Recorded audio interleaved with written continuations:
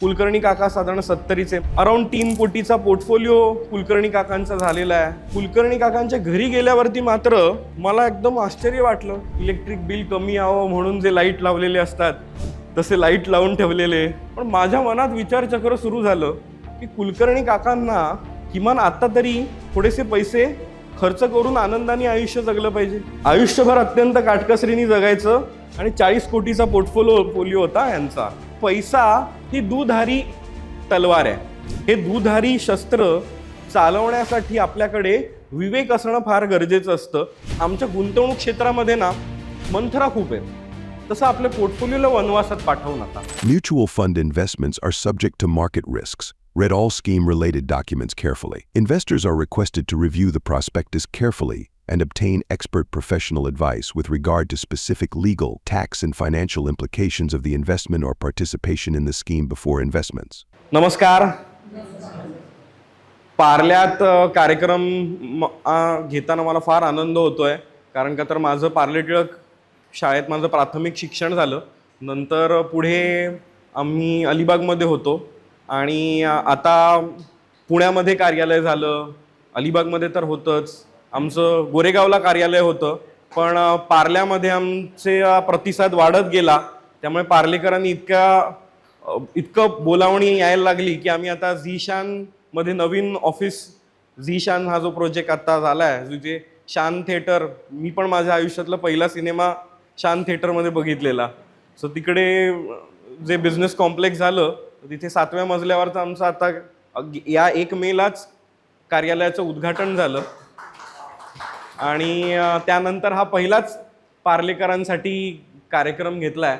So पार्लेकरांसाठी कार्यक्रम घ्यायचा आहे म्हटल्यावरती काय असतात म्युच्युअल फंड वगैरे सांगायची काय आता गरज नाही आहे. की इन्व्हेस्टमेंट अवेअरनेस, की मला वाटतं बऱ्यापैकी आपल्यातले सगळेजण हे गुंतवणुका काय असतात, का करायला हव्या वगैरे सांगण्याच्या पलीकडे जाऊन त्यातल्या काही स्पेसिफिक मुद्द्यांवरती जर आपण चर्चा करणारा कार्यक्रम घेतला तर तो तुम्हाला जास्त आवडेल असं वाटलं.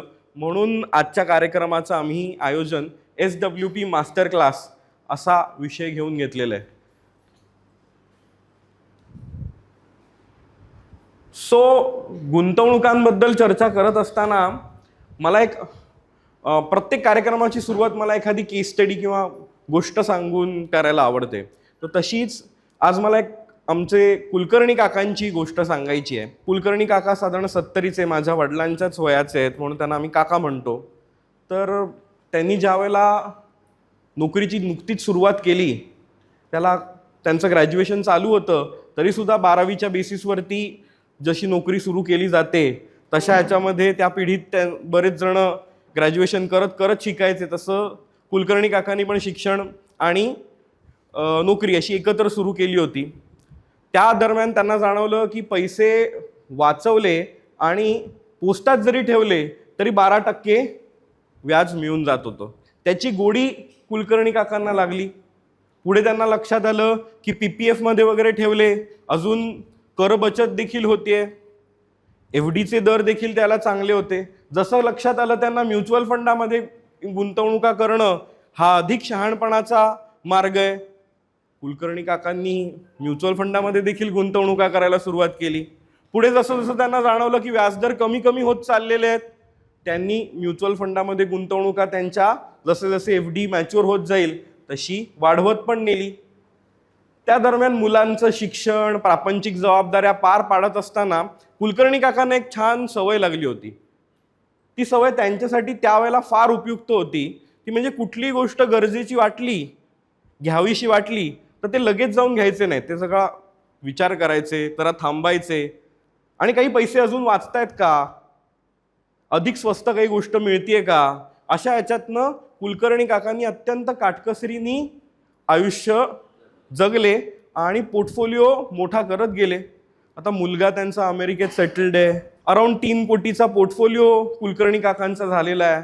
एकदा कुलकर्णी काकांच्या घरी जाण्याचा योग आला.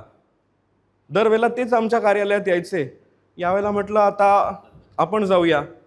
कुलकर्णी काकांच्या घरी गेल्यावरती मात्र मला एकदम आश्चर्य वाटलं की अगदी इलेक्ट्रिक बिल कमी यावं म्हणून जे लाईट लावलेले असतात तसे लाईट लावून ठेवलेले, अगदी बेतास बात गोष्टी. आणि कुलकर्णी काकांशी जशी चर्चा करायला बसलो तसं कुलकर्णी काकांनी चर्चेचा विषय काढलेला, आता आपला पोर्टफोलिओ 5 कोटी कसा होईल.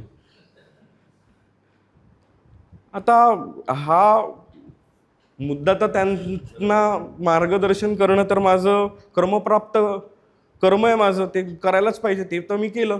पण माझ्या मनात विचारचक्र सुरू झालं की कुलकर्णी काकांना किमान आता तरी थोडेसे पैसे खर्च करून आनंदाने आयुष्य जगलं पाहिजे. कारण का आता मुलाशी पण माझा एकदा कॉल झाला होता, तो सुद्धा अतिशय वेल सेटल्ड आहे, यांच्याकडनं काही लागणार आहेत पैसे अशातली पण काही अवस्था नाही आहे. पण झालेलं असं असतं की याच्यामध्ये जी काटकसरीने जगायची सवय लागलेली असते ती सवय सोडणं काही शक्य नसतं. सो तशीच अवस्था कुलकर्णी काकांची झालेली. आणि असे कुलकर्णी काकांना आम्हाला रोज भेटत असतात. सो त्यांना आम्हाला त्या मीटिंगमध्ये स्पष्टपणे काही गोष्टी सांगता येत नाहीत, म्हणून मग आम्ही असे कार्यक्रम घेतो की तुमच्यातल्या कुलकर्णी काकांपर्यंत जे मुद्दे आम्हाला पोचवायचे आहेत मनापासून, तर ती गोष्ट सगळी मांडण्यासाठी म्हणून आजचा कार्यक्रम आहे. बघा, पैशाबाबत चर्चा करत असताना पैसाचं सगळ्यात महत्त्वाचा ॲडव्हान्टेज काय? पैसे हा शोध, जगात लागलेल्या चाकाच्या शोधानंतरचा सगळ्यात महत्त्वाचा जर शोध कुठला असेल तर पैसा आहे. त्यामुळे विनिमय सुरू झाला, व्यापार उदीम मोठा होत गेला. या पैशाचा सगळ्यात महत्त्वाचा ॲडव्हान्टेज काय? पैसे खर्च करता येतात. मला तहान लागली, मी पाण्याची बाटली विकत घेऊ शकतो. मला जी गोष्ट विकत हवी आहे ती देण्याचं सामर्थ्य पैशामध्ये आहे. सो पैसे हे खर्च होतात, हा त्याचा सगळ्यात महत्त्वाचा ॲडव्हान्टेज. आणि सगळ्यात मोठा डिसॲडव्हान्टेज काय?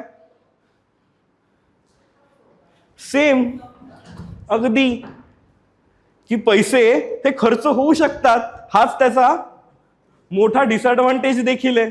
त्यामुळे पैसा ही दुधारी तलवार आहे. हे दुधारी शस्त्र चालवण्यासाठी आपल्याकडे विवेक असणं फार गरजेचं असतं. पण होतं असं, बऱ्याच जणांचा तो रेग्युलेटर हरवलेला असतो. बघा, काही जणांच्या घरी फॅन एकतर फिरतो तो फुल फास्ट स्पीडवरती फिरतो किंवा तो बंद राहतो. त्याच्यामध्ये 2 वर 3 वर, जसं आता आपल्याला हा फॅन आता सध्या कसा वेल रेग्युलेटेड आहे, आपल्याला जितकी स्पीडची आवश्यकता आहे तेवढीच ठेवता येते. जर आपल्याला गरम होत असेल तर वाढवता येईल, अजून कमी करायचा वाटला तर कमी करता येईल. सिमिलरली आपल्या आयुष्यात देखील अशा प्रकारचं रेग्युलेशन असणं हा अतिशय महत्त्वाचा मुद्दा आहे. पण ते रेग्युलेशन नेमकं जमत नाही. आणि त्या मागची मानसिक अवस्था काय आहे हे पहिलं आपण समजून घेऊन हळूहळू म्युच्युअल फंड SWP कडे वळूया. सो मार्शमेलो टेस्ट म्हणून अमेरिकेमध्ये खूप एक महत्त्वाचा प्रयोग झालेला. अनेकांना याबद्दल माहिती असेल की काही एक्सपेरिमेंटर्सनी असं ठरवलं की 5 वर्षाच्या मुलांना एका खोलीत ठेवलं गेलं, त्यांच्यासमोर गोड चॉकलेटसारख्या टॉफीज ठेवल्या आणि त्यांना सांगितलं की तुम्हाला हवं असेल तुम्ही आत्ता लगेच खाऊ शकता, किंवा आम्ही जर खोलीत पुन्हा येण्यापर्यंत, आम्ही बाहेर जातोय आता, परत येईपर्यंत थांबलात तर तुम्हाला अजून एक मार्शमेलो मिळेल. काही मुलांनी विचार केला परत येतील नाही येतील काय माहिती, त्यांनी लगेच गटकावून टाकलं. काही मुलं मात्र थांबली.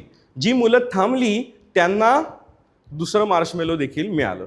मग नंतर या रिसर्चर्सनी या मुलांचा डेटा पुढे 50 वर्ष ट्रॅक केला आणि त्यांच्या लक्षात असं आलं की जी मुलं हा दुसरा मार्शमेलो मिळवण्यासाठी थांबली होती त्यांचं प्रापंचिक आयुष्य चांगलं आहे, करिअर चांगलं आहे, फायनान्शियल डिसिप्लिन चांगलं आहे.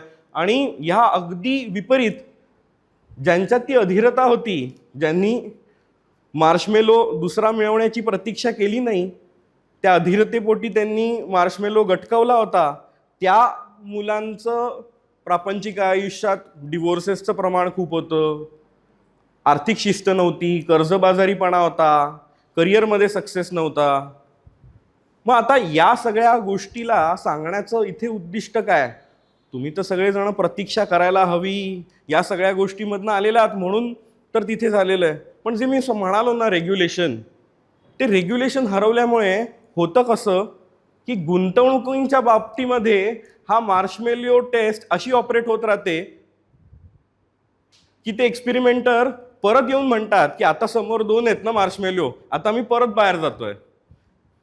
मी परत येईपर्यंत जर प्रतीक्षा केलीत तर तुम्हाला ना 4 मार्शमेलो मिळतील. मग आता आपल्याकडचे धैर्यवान मंडळी ज्यांना डिलेड ग्रॅटिफिकेशन कळलेलं आहे ते थांबतात, मग त्यांना 4 मार्शमेलो मिळतात. पुढे परत एक्सपेरिमेंटर येऊन म्हणतात की हे जर मार्शमेलो राहिले असेच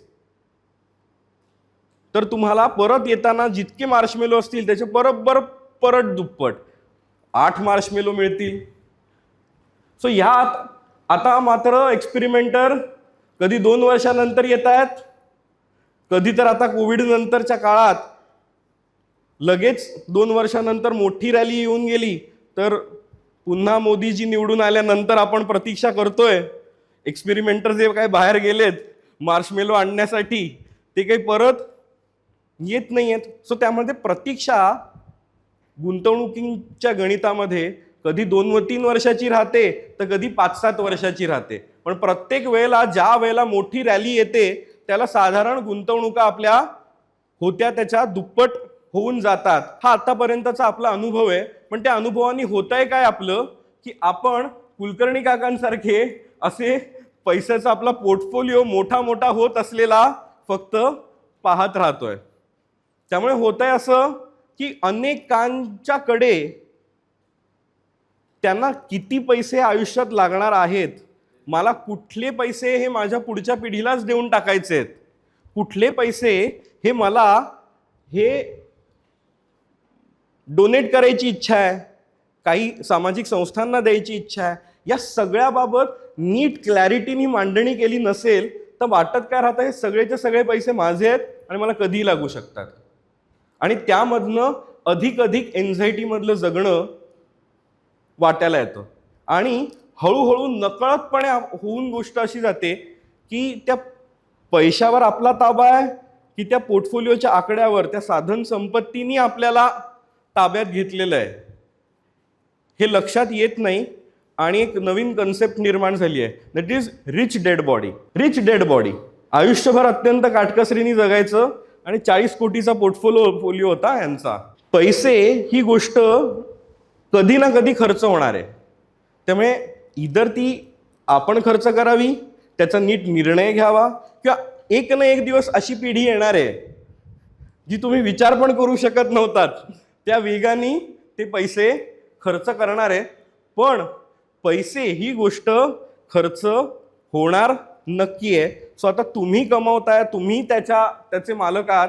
सो त्याचं नक्की काय करायचं याबाबत आपण ठरवणं गरजेचं आहे.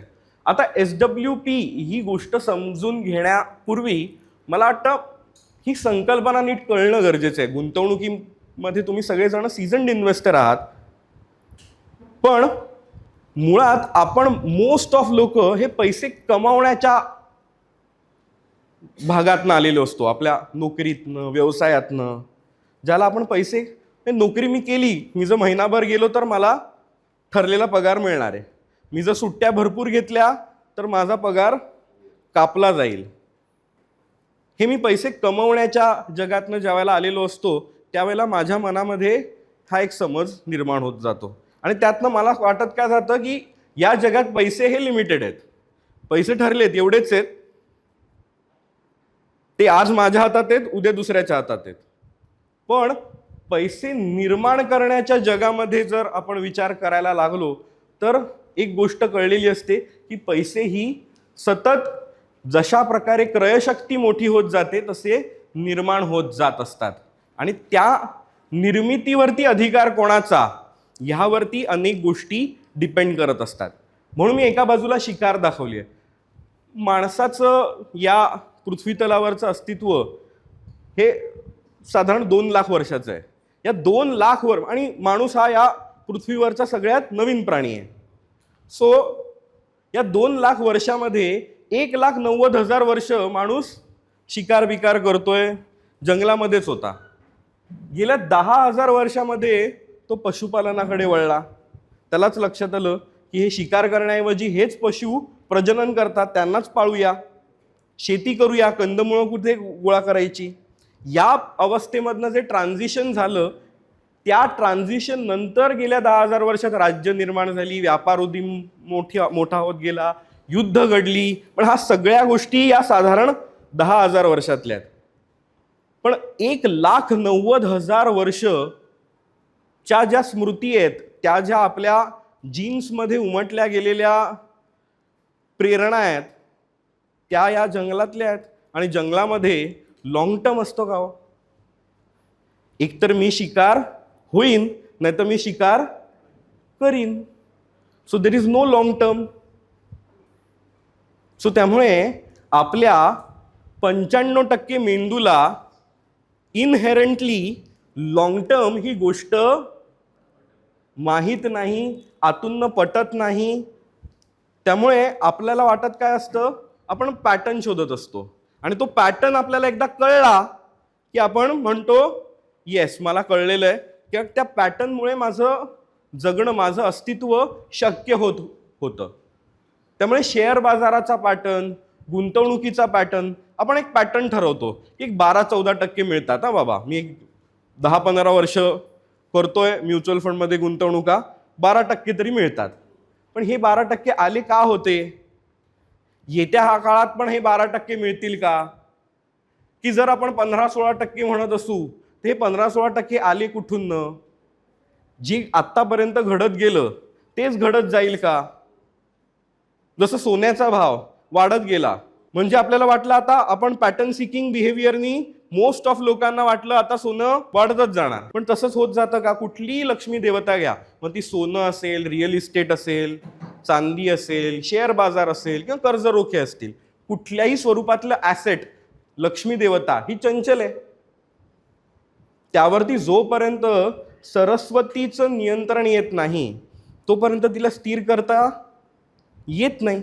सो त्यामुळे आपलं हे जे ट्रान्झिशन होतं शिकार टू पशुपालन, तशाच प्रकारे गुंतवणुकांचं जग, म्युच्युअल फंडाचं जग, ही तर मी म्हणेन आजच्या काळातली जमीनदारी व्यवस्था आहे. जमीनदार जशी कुळांना ठेवायचे आणि कसायला जायचे, जमीनदार तुम्ही बघितलेत का स्वतः नांगर बिंगर धरतायत आणि शेती करतायत? ती कुळं म्हणजे काय? तर आजच्या काळामधल्या कंपन्या आहेत. मग ह्या कंपन्यांना, कुठल्या कंपन्यांना निवडायचं, काय निवडायचं, ह्याची देखील प्रोफेशनल व्यवस्था लागली, दॅट इज म्युच्युअल फंड्स. आता ह्यातल्या स्कीम्स माझ्याकडे कुठल्या असायला हव्या, नसायला हव्या, ह्यासाठी एक व्यवस्था आली गुंतवणूक सल्लागाराची. सो आजच्या काळामधली साधन संपत्ती आणि कॅपिटल ओनरशिप करण्याचं प्रोफेशनल व्यवस्था ही म्युच्युअल फंडची आजची व्यवस्था आहे. त्यामुळे ही आजच्या काळातली आधुनिक जमीनदारी आहे. हे जर नीट समजून घेतलं आपण, तर आपल्या साधन संपत्तीचा आपल्याला छान आनंद घेत आयुष्य जगता येईल. केवळ मोठे मोठे आकडे चेस करत जगणं, हा मला वाटतं हा एका बाजूनी त्या दुधारी तलवारीतल्या एकाच धारेवरती डिपेंड होत जाण्याचा मार्ग आहे. आता अनेकांना हा मुद्दा फारच बेसिक वाटेल, पण बरेच जण प्रश्न विचारतात. त्यामुळे आम्ही घेतो की मोस्ट ऑफ लोक असं आमच्या यूट्यूब चॅनेलवर, इंस्टाग्रामवर विचारत असतात की SIP करून झाली आता, ते तुम्ही काहीतरी SWP म्हणताय ना, चला ती पण करूया. सो म्हणून मला सांगावंसं वाटतं की ही म्युच्युअल फंड व्यवस्थेमधली, आर्थिक नियोजनामधली काही आयुध आहेत. हां, महाभारतामध्ये पण कशी काही काही शस्त्र अस्त्र प्रत्येकजण ठेवून होता की नाही, तर अर्जुनानी पण काही ठरवलं होतं की हे अस्त्र मी कोणाला वापरीन, कर्णानी पण ठरवलं होतं हे अस्त्र मी कोणासाठी वापरीन. उठसूट कोणासाठी कुठलंही अस्त्र वापरावं अशी व्यवस्था होती का? नाही ना. किंवा सगळीच्या सगळी अस्त्र वापरलीच पाहिजेत असंही नाही. सो तसंच ही वेगवेगळी अस्त्र आहेत, ही वापरावी, कोणी कधी वापरावी, ह्याचं तारतम्य बाळगणं हे महत्त्वाचं आहे. SIP ही गुंतवणूक करण्याची पद्धत आहे आणि SWP ही गुंतवणुका काढून घेण्याची पद्धत आहे. दोन्ही गोष्टींमध्ये कॉमन काय आहे तर सिस्टीम आहे. ज्याच्यामध्ये आपला पूर्णपणे मॅन्युअल कंट्रोल नाही आहे, तर आपण त्या व्यवस्थेकडे सुपूर्त केलेलं आहे. मी जर सांगितलं असेल 1 तारखेला माझी SIP कट व्हावी, तर 1 तारीख किंवा जो कुठला वर्किंग डे येईल त्याच्या नंतरचा, त्या दिवशी माझ्या बँक खात्यामधनं पैसे डेबिट होतात आणि म्युच्युअल फंडामध्ये जमवतात. तसंच उलटी व्यवस्था 1 तारीख किंवा त्याच्या पुढच्या वर्किंग डेला रिडम्शन होतं तेवढ्या युनिट्सचं आणि पैसे माझ्या बँक खात्यामध्ये पुढच्या 2 ते 3 दिवसामध्ये जमा होतात. त्या व्यवस्थेचं नाव हे SWP आहे. म्हणून प्रत्येकाने SWP घ्यावीच का ना घ्यावी ह्याचा आपण विवेकाने निर्णय घेणं गरजेचं असतं. पुढे पुढे जात आम्ही तुम्हाला या सगळ्या गोष्टी आणि त्याच्या वेगवेगळ्या केस स्टडीज मी एक्सप्लेन करणार आहे. पण त्याच्या मागचं मूळ प्रिन्सिपल काय आहे, तर आपण शाळेत असताना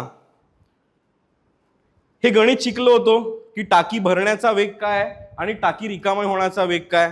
त्या गळक्या टाक्या आठवतोय ते फॉर्म्युला.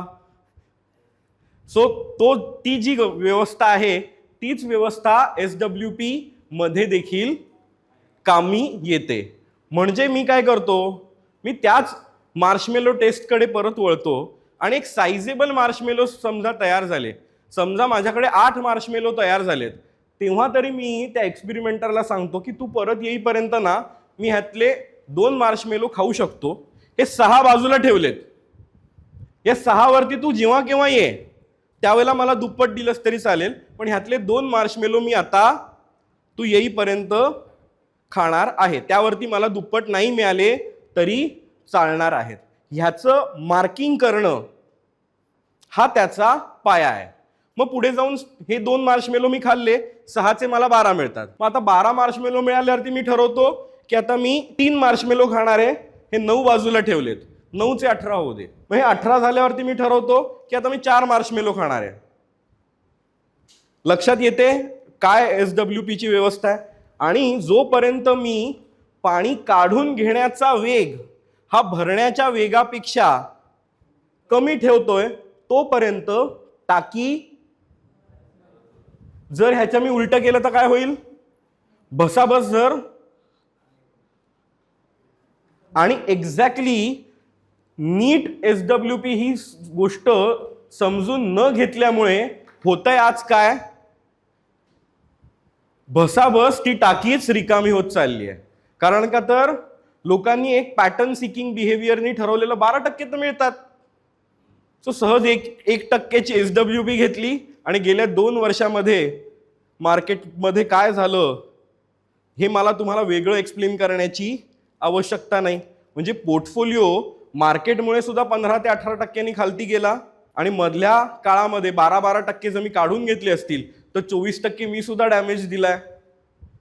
सो ऑलमोस्ट पोर्टफोलिओ हा 36 ते 40% गेल्या 2 वर्षातच खड्डा पडला असेल. आणि हे जर एखाद्याचे रिटायरमेंट सेव्हिंग्ज असतील, आज मोठ्या प्रमाणात लोकांना पेन्शन नाही आहे आणि व्याजदर कमी होत आहेत. सो असा मोठा जर खड्डा पडत जात असेल तर ही खूप मोठी समस्या आहे की नाही. सो हेच होतं का, तर आपण त्याच्यामधलं बेंचमार्किंग करत नाही की 8 मार्शमेलोपैकी किती मार्शमेलो हे मी दुप्पट होण्यासाठी ठेवून दिलेत आणि किती हे मी कन्झ्युम करण्यासाठी वापरण्यासाठी ठेवतोय. ह्याचं रेग्युलेशन करणं हे ज्यावेळेला राहतं त्यावेळेला SWPची गणितं बिघडत जातात.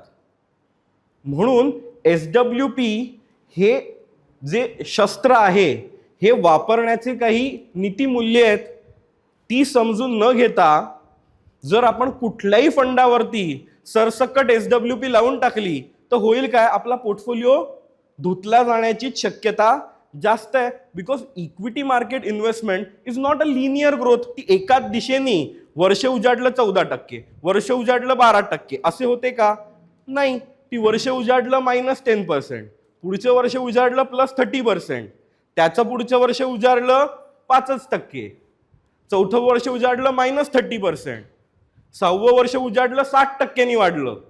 हे अशा प्रकारची चढ उतार त्यामध्ये होत असताना थेट इक्विटी फंडांवरती आपण सिस्टीम ड्रिव्हन जर रिडम्शन्स देत असू तर आपल्या गुंतवणुकीचं गणित बिघडू शकतं. म्हणून मी तुम्हाला एक हे उदाहरण दिलेलं आहे की तुम्ही जर एखाद्या कंपनीला इमॅजिन कराल, जर तिकडचे जो केमिकल कंपनीमधला हा जो टँक असतो ज्याच्यामध्ये केमिकल रिॲक्शन्स होत आहेत आणि जे केमिकल तयार करायचंय ते केमिकल ज्या टँकमधनं आहे तिकडनं थेट डिस्पॅचला जातं का? ते त्याच्यामध्ये कूलिंग टँक देखील असतो आणि डिस्पॅचला जाणारं जे सगळं केमिकल आहे ते जातं कशामधनं?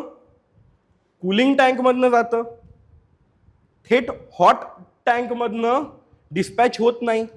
सो तसंच इक्विटीमधनं थेट रिडम्शन्स ठेवणं SWP साठी हीच मुळात हे गृहीतकच नीट तपासून बघणं गरजेचं आहे. मग तुम्हालाच कळायला लागेल की अशा प्रकारे थेट SWP घ्यायची की त्यामध्ये काही प्लॅटफॉर्म वापरून त्याचं बेंचमार्किंग करायचं.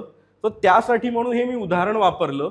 उदाहरणार्थ your hot tank is your equity portfolio आणि कूलिंग टँक हा तुमचा डेट पोर्टफोलिओ आहे. आता अनेक जण मला म्हणतात की अहो डेट नको, ते आम्ही FD करत नव्हतो, आता FD व्याज कमी झाला म्हणून तर आम्ही म्युच्युअल फंडाकडे वळलो. पण लक्षात घ्या, म्युच्युअल फंड म्हणजे फक्त आणि फक्त शेअर बाजारात गुंतवणुका करणाऱ्या प्रोफेशनल व्यवस्था असा जर आपला समज असेल तर आपला हा समज कुठेतरी तोकडा आहे. लक्षात घ्या, इक्विटी फंडांच्या व्यवस्थेपेक्षाही मोठी व्यवस्था ही डेट फंडांची आहे, कर्जरोख्यांची आहे. सो त्यामुळे आजकाल कोणी पोर्टफोलिओ घेऊन आला ना माझ्याकडे दाखवायला, रिव्ह्यू करा वगैरे, तर त्यांना मी एक पहिला प्रश्न विचारतो. पूर्वी एक ॲडव्हर्टाईज यायची, क्या आपके टूथपेस्ट में नमक है, आठवतंय? तसं आजकाल मी विचारतो, क्या आपके पोर्टफोलिओ में डेट है? जर आपल्या पोर्टफोलिओमध्ये डेट नसेलच तर हा इम्बॅलन्स पोर्टफोलिओ असण्याचं हे प्राथमिक लक्षण आहे.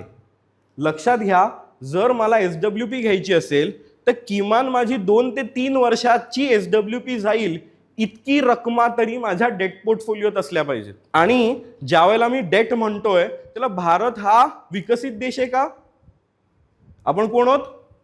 विकसनशील देश आहोत. त्यामुळे आपल्या विकसनशील अवस्थेमध्ये वोडाफोन सुद्धा डिफॉल्ट करू शकतं. जी जगातल्या पहिल्या नामांकित 10 कंपन्यांमधली कंपनी आहे ती सुद्धा भारतात डिफॉल्ट करू शकते. जे काही आपण नियम त्यांच्यावर लावत असू त्यांना इकडे देखील त्यांचे कर्जाचा हप्ता वेळेवर देणं त्यांना कठीण जात असेल तर डेट फंड म्हणजे पूर्ण सुरक्षित असतात असा विचार करणं हे देखील तितकंसं योग्य नाही. त्यामुळे जेव्हा आपण डेट फंडांचा विचार करत असू त्यावेळेला, नमस्कार सर, सो डेट फंडांचा ज्या वेळेला आपण विचार करत असू त्यावेळेला जास्तीत जास्त PSU डेट फंड म्हणजे पब्लिक सेक्टर अंडरटेकिंग बँक आणि पब्लिक सेक्टर अंडरटेकिंग कंपन्या ह्यांच्यामधले कर्जरोखे म्हणजे डेट पेपर्समध्ये इन्व्हेस्टमेंट करणारे जे डेट फंड्स आहेत ते जास्त स्टेबल आहेत. सो डेट फंडांचा विचार करताना मला जास्तीत जास्त रिटर्न्सचा विचार नाही करायचा आहे. चांगले डेट फंड कोणते? जे मला सगळ्यात कमी रिटर्न्स देतात.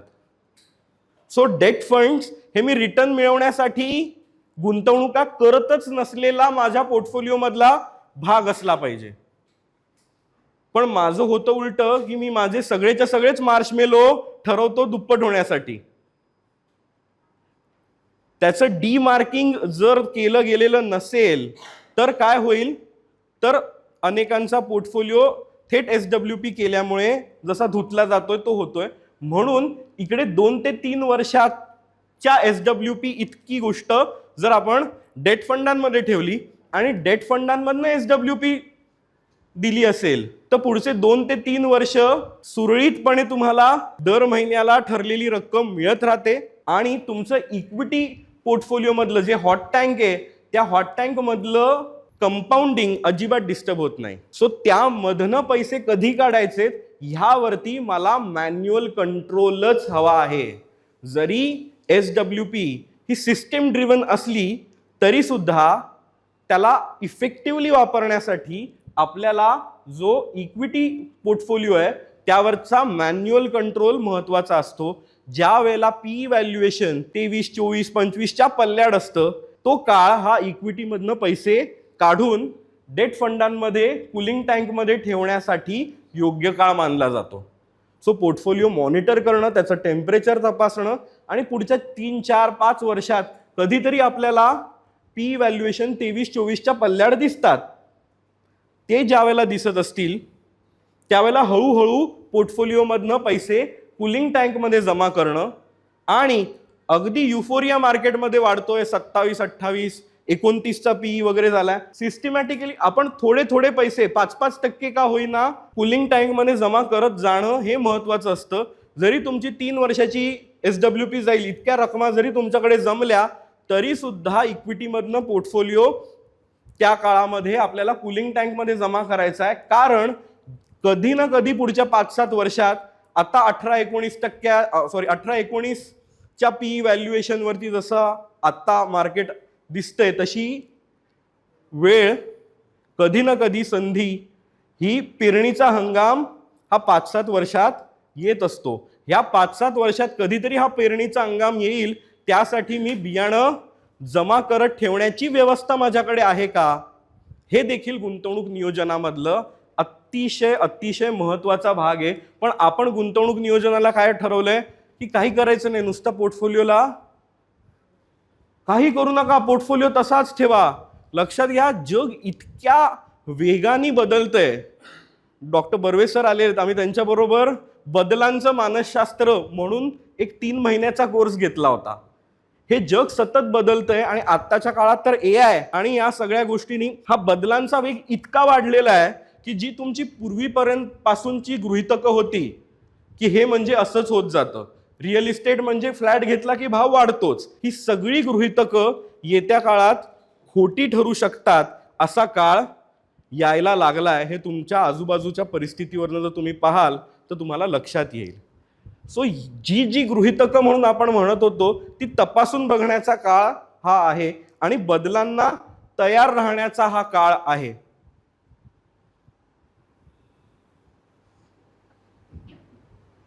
सो डेट पोर्टफोलिओ बद्दल चर्चा करत असताना मी अजून एक छान उदाहरण देतो. स्वतः मी जे ऑफिस घेतलं त्याच्यामधनं मुद्दामून आम्ही विमानतळाचा व्ह्यू दिसतो असं ऑफिस मुद्दामून निवडलंय. कारण का हे जे गणित आहे जे तुम्हाला आत्ता मी या फोटोतनं एक्सप्लेन करतोय ते आम्ही आमच्या कॉन्फरन्स रूममधनं पण तेच एक्सप्लेन करतो की डेट हा असा रनवे आहे की रनवेला वेग असून चालेल का, विमान उतरेल का त्यावरती, किंवा विमानाला टेक ऑफ करणं जमेल का. जर माझ्या काय म्हणता येईल एअर ट्रॅफिक मध्ये जर लँडिंग करण्यासाठी रनवेची व्यवस्थाच नसेल तर माझं विमान फक्त आकाशात घिरट्या घालत राहील, उडत राहील फक्त.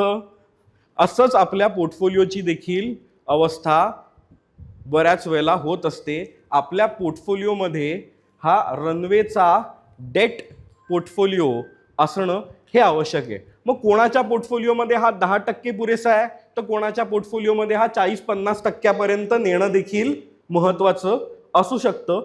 हे ठरतं तुमच्या वैयक्तिक आयुष्यावरती, तुमची काय रिस्क ॲपिटाईट आहे, तुमच्या आयुष्यात काय अजून प्रमाणात खर्च आहेत, पुढच्या 3-4 वर्षात काही खर्च ठरलेत का नाही ठरलेत, या सगळ्यावरती या गोष्टी ठरतात.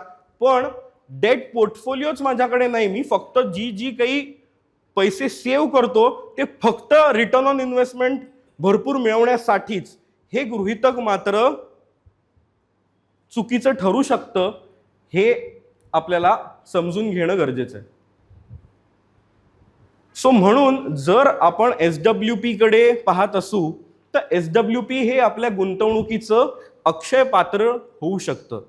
कसं तर जो काही तुमचा पोर्टफोलिओ आहे त्यावरती जर आपण एक नियम पाळला की माझ्या SWP पोर्टफोलिओला मी 0.5% वरती दरमहा SWP घेणार नाही, तर वर्षभरामध्ये 6% रिडम्शन होईल. लक्षात येतंय.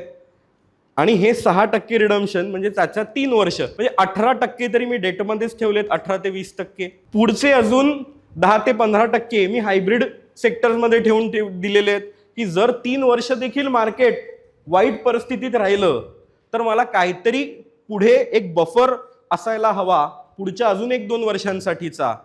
त्यासाठी हायब्रिड फंड्स आहेत.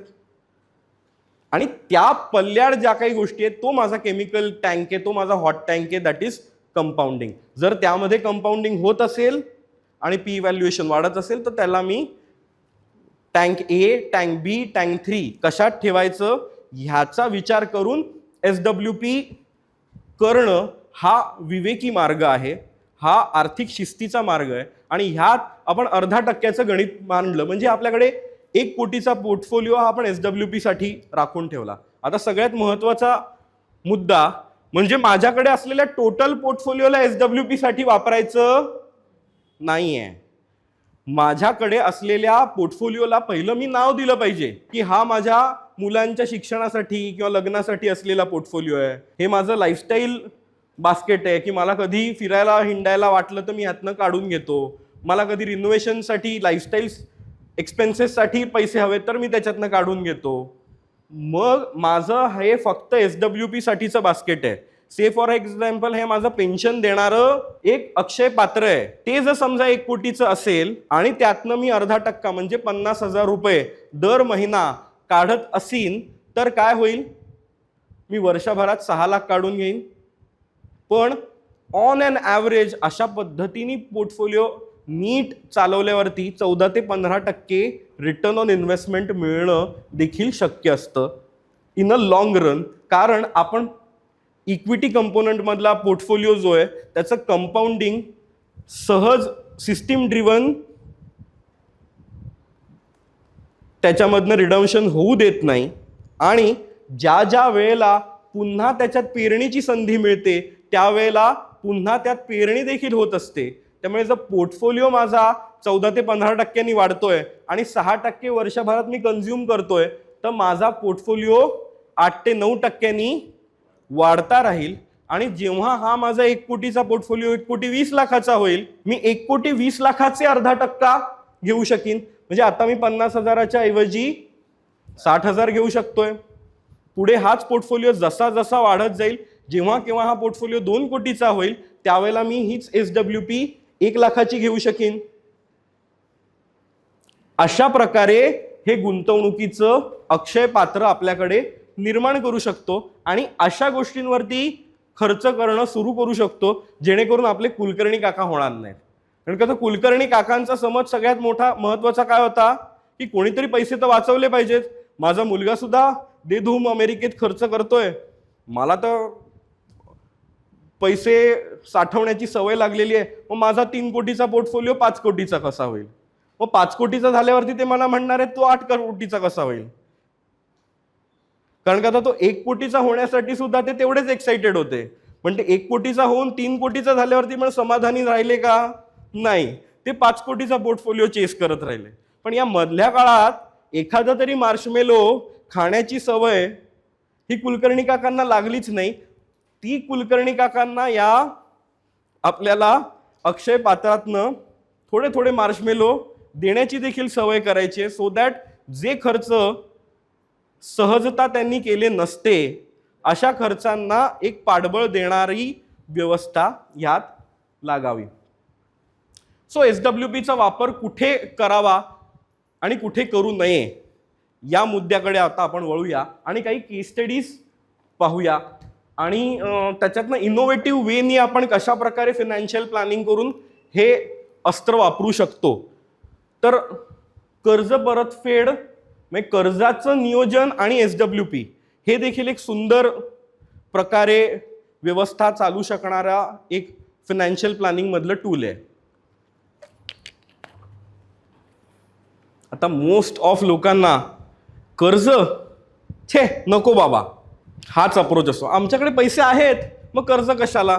आपल्याला ना हिंदी चित्रपट सृष्टीने खूप चुकीचे संस्कार दिले, त्यापैकी कर्ज म्हणजे एक अतिशय वाईट गोष्ट आहे हा देखील आपल्याला मनोरंजन उद्योगाने दिलेला एक अतिशय चुकीचा समज आहे. लक्षात घ्या, कर्ज कुठलं वाईट आणि कुठलं चांगलं हे समजून घेणं हा देखील त्या दुधारी तलवारीमधला भाग आहे. जे कर्ज आपल्याला सिंगल डिजिटमध्ये मिळतंय आणि माझ्या पैशाला मला डबल डिजिटमध्ये वाढवता येतंय, एवढा तरी अनुभव आता आपल्यापर्यंत आलेला आहे. जो होम लोन घेतलं तर किती टक्क्यांनी मिळतं, 6-7-7%. म्हणजे तुमच्या प्रत्येकाच्या क्षमतेप्रमाणे, पण तुमची उत्पन्नाची क्षमता हा देखील तुमच्याकडे असलेला एक ॲसेट आहे ना. त्याला त्याला वापरून जर मला 60% होम लोन मिळू शकत असेल, तर मी माझ्या पोर्टफोलिओमध्ये उपलब्ध असले 1.5-2 कोटी तरी सुद्धा ते सहज काढून का द्यावे. तेच 1.5 कोटी माझे 13-14% वाढतायत, त्याला मी काढून टाकतो आणि 7% व्याज आहे ना ते वाचवतो. आणि wear as most of businessman ह्याच टूलचा अतिशय चांगल्या प्रकारे वापर करतात. त्यामुळे आपल्याला जे काय म्हणतात, जे विरोधी पक्षवाले पण म्हणतात श्रीमंत अधिक श्रीमंत होत आहेत, गरीब अधिक गरीब होत आहेत. का होत आहेत, तर हे प्रिन्सिपल नीट माहीत नसल्यामुळे. कारण का तर आजचा जो निम्न मध्यम वर्ग आहे तो सोनं तारण ठेवतोय, सगळं जे मिळेल ते तारण ठेवतोय, क्रेडिट कार्ड वापरतो आणि तो कर्जात बुडतोय. त्याला कळत नाहीये 14% व्याज आहे का 18% आहे. कोणी कर्ज देतंय तर मी घेत सुटलोय. हे टोक गाठणं देखील चुकीचं आहे. आणि मी कर्ज घेणारच नाही किंवा घेतलं कर्ज असेल तर मी पटपट फेडूनच टाकीन, हा देखील खूप मोठा आर्थिक गैरसमज आहे. मला सांगा, होम लोनमध्ये तर सुरुवातीच्याच पहिल्या 10 वर्षात तुमचं मोस्ट ऑफ जे व्याज होतं पूर्ण पिरियडचं ते 60-70% तर त्याच वेळेला वसूल करून घेतलंय. आता ज्यांचा शेवटचा टप्पा उरलाय त्याला जास्तीत जास्त तर जातंय मुद्दल. दॅट टू होम लोन हे असतं कसं, फ्लोटिंग. आपण आहोत विकसनशील देश. आठवा, आपल्याकडे काही सिनियर मंडळी आहेत त्यांनी होम लोन 11, 12, 13% देखील पाहिलेलं. सो तेच कमी कमी होतात 7-7.5% आलंय. म्हणजे आजपासून जर आपल्यातला कोणी होम लोन 20 वर्षाचं घेणार असेल तर त्याला 10 वर्षानंतर 5% होम लोन मिळायची शक्यता तरी नक्की आहे. म्हणजे ते हळूहळू कमी होत जाणार आहे. तर मला ते हळूच ज्या स्पीडनी दिलेलं आहे त्याच्यानी जाऊ दे की. मी कर्जबाजारी कधी ठरतो, माझ्याकडे असलेल्या ॲसेटपेक्षा माझी कर्ज मोठी झाली तर मी कर्जबाजारी आहे. पण माझ्याकडे 2 कोटीच्या ॲसेट्स आहेत आणि 25 लाखाचं कर्ज आहे, मी कर्जबाजारी आहे का हो? पण आपला, मी काय म्हणालो, रेग्युलेटर हरवलाय किंवा खराब झालाय. आपल्याला तो आपला फॅन एकतर बंदच किंवा कर्ज घ्यायला लागलो मी तर पार कर्जबाजारीच होईल. ह्याच्या मधल्या अवस्थेमध्ये जर आपण फिरू तर आर्थिक नियोजन नीट करू शकतो आणि त्यासाठी SWPचं देखील नियोजन करता येऊ शकतं. मला सांगा, भारतातले सगळ्यात श्रीमंत मंडळी कोण? अंबानी, अदानी, जी काही तुम्ही उद्योगपतींची नावं घ्याल ती.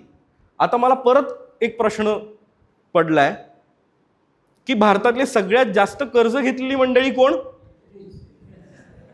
मग जर तुमचा समज असा असेल की कर्ज कोण घेतं, गरीब मंडळी ज्यांच्याकडे पैसे नाहीत ते कर्ज घेतात, असं जर आपला समज असेल तर एक तर आपला समज तरी चुकीचा आहे किंवा अंबानी अदानींना अक्कल नाही जी आपल्याला आहे. या दोनपैकी एकच गोष्ट खरी होऊ शकते. लक्षात घ्या, ह्या सगळ्याचा विवेकाने वापर कसा करायचा हे अदानींना 10 लाख कोटीवर कळतं. त्यांना एखादा मोठा प्रोजेक्ट करण्यासाठी त्यांना एखादी महाकाय बँक 10%नी 10 लाख कोटी देऊ शकते. सो म्हणून त्यांच्या टोटल 35 लाख कोटीच्या साम्राज्यापासून ते 10 लाख कोटी वापरत नाहीत, ते त्यांचे 17-18%नी कंपाऊंड होत आहेत. मग ही गोष्ट किमान मध्यमवर्गीय माणूस 1 कोटीवरती तरी वापरू शकतो ना, ज्याला आपलं उत्पन्नाचं गणित सुद्धा व्यवस्थित. आपण प्रश्न घेणार आहोत. सो या सगळ्याचं गणित किमान 50 लाख 1 कोटीवरती जर आपण किंवा आपली पुढची पिढी जर घेणार असेल किंवा आपल्या पिढीला पुढच्या पिढीला एखादा फ्लॅट वगैरे घ्यायचा असेल तर त्यांना उलट आपण होम लोन घ्यायला उद्युक्त केलं पाहिजे का आपल्याच पोर्टफोलिओमधनं 1 कोटी काढून दिले पाहिजेत? जरा विचार करा. माझ्याकडे येणाऱ्या अनेकांना मी हा सल्ला देतो की ज्यांना वाटत असतं, असा एकदम उमाळा येत असतो, माझ्या मुलाचं लग्न झालंय, त्याला नवीन फ्लॅट घ्यायचा आहे, मला माझ्या पोर्टफोलिओमधनं इतके पैसे काढून त्यांना हे द्यायचं आहे. मी त्यांना म्हणतो की आपण उलटं गणित करूया.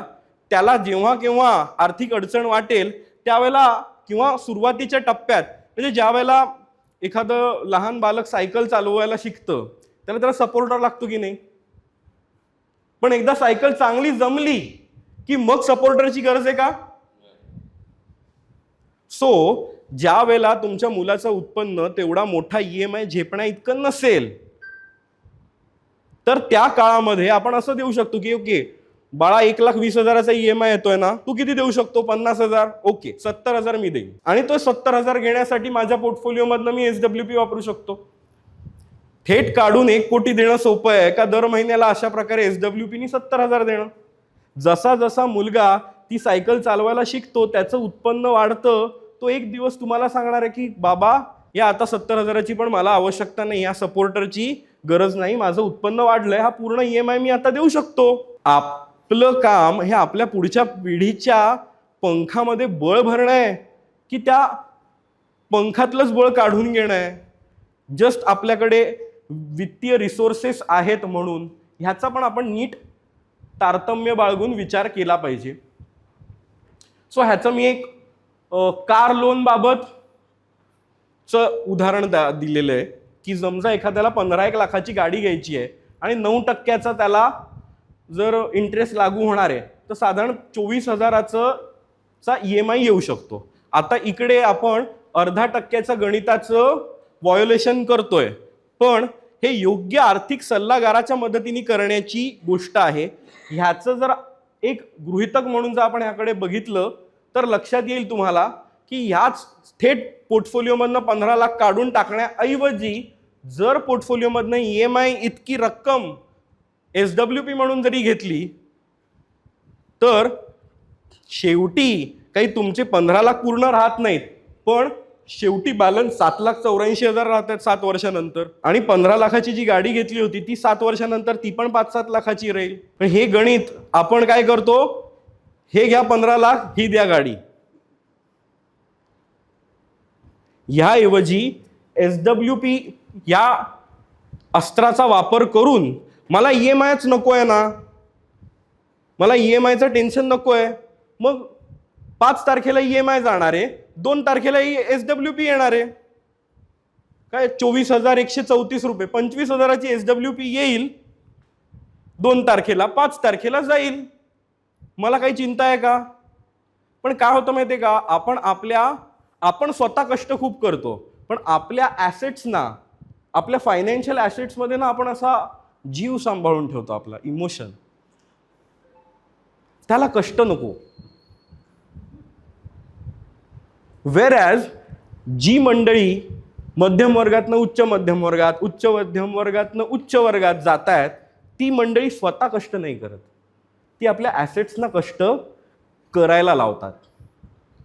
सो त्यामुळे हा प्रश्न तुमचा आहे की कष्ट आपण आपले वाढवायचे की आपल्या ॲसेट्सना कष्ट करायला लावायचे. तर येत्या काळातला वित्तीय प्रवास हा सुखकर होऊ शकतो, मोठा होऊ शकतो. हेच होम लोनच्या बाबत देखील. समजा एखाद्याचं पेंडिंग होम लोन 25 लाख आहे आणि कुठल्या तरी हेरिडिटरी प्रॉपर्टीमधनं वगैरे काहीतरी त्याला हिस्सा आला 25-40 लाखाचा, तर माणसाचा पहिला कल काय होतो, पहिलं ते होम लोन उडवून टाकूया, ते 25 लाखाचा होम लोन पहिलं मी काढून टाकतो आणि EMI मुक्त झालो मी, कर्ज मुक्त झालो मी वगैरे. काय काय भारी भारी कल्पना चालतात आजकाल, कर्ज मुक्त व्हा वगैरे. हे म्हणजे काय, तुमच्या इमोशनल जी समज आहेत हिंदी चित्रपट सृष्टीने दिलेले तेच गोंजारायचे आहेत. तो कर्ज मुक्त होणं वगैरे हे काही फायनान्शियल शहाणपण आहे असं माझं तरी मत अजिबात नाही. याच 25 लाखाच्या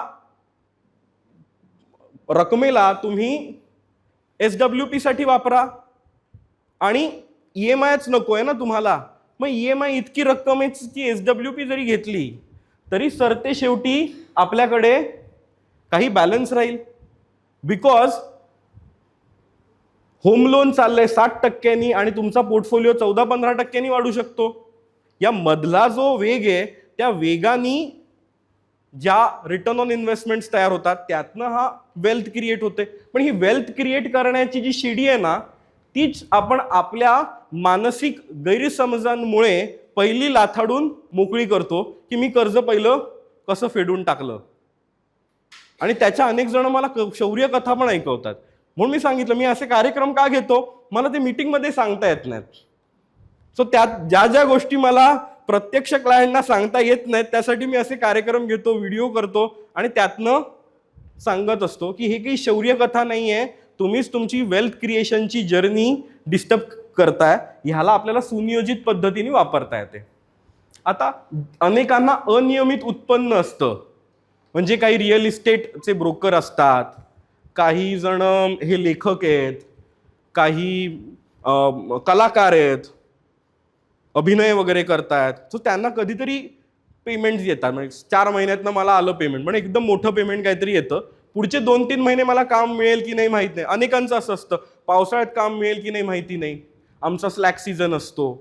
पण या अनियमित उत्पन्न असलेल्या लोकांना ना जेव्हा केव्हा आपण गुंतवणुकांबद्दल काही विचारतो त्याला त्यांचं पहिलं म्हणणं, अहो रेग्युलर इन्कम नाही हो मला, ते काय आम्ही SIP इन्व्हेस्टमेंट वगैरे आम्ही करू शकत नाही.